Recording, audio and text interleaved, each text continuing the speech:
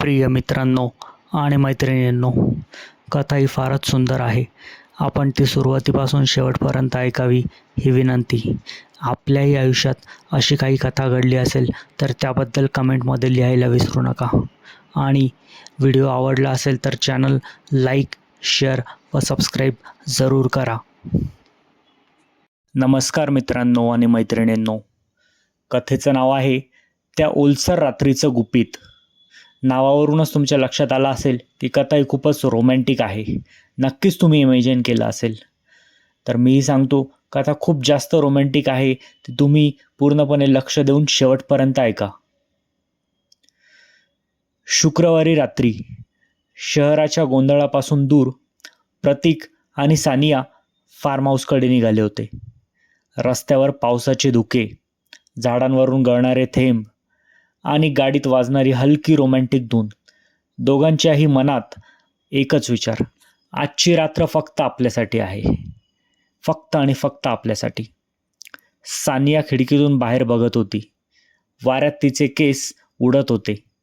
प्रतीकने गाडी हळू केली. तिच्याकडे पाहून स्मित हास्य केलं आणि म्हणाला, सानिया, आज तुला माझ्यापासून लपवून ठेवणार नाही. आज तू माझीच आहेस, पूर्णपणे. सानियाचे हृदय जोरात धडकू लागले.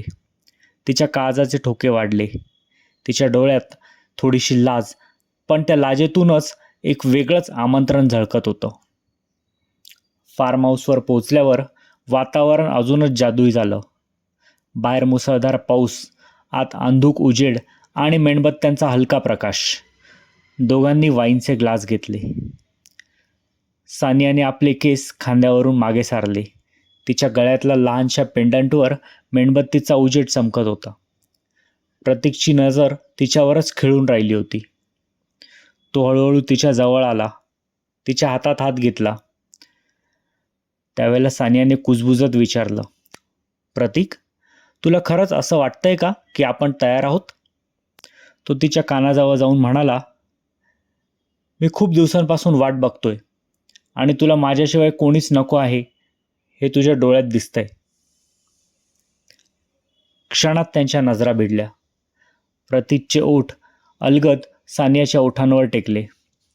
सुरुवातीला हलकं, संकोचपूर्ण, पण पुढच्या क्षणात ते चुंबन गहिरं, उष्ण आणि आसक्त होत गेलं. सानियाचे श्वास जलद झाले. तिने आपले हात प्रतीकच्या मानेभोवती गुंफले. प्रतीकचा स्पर्श तिच्या पाठीतून हळूहळू कमरेपर्यंत सरकत होता.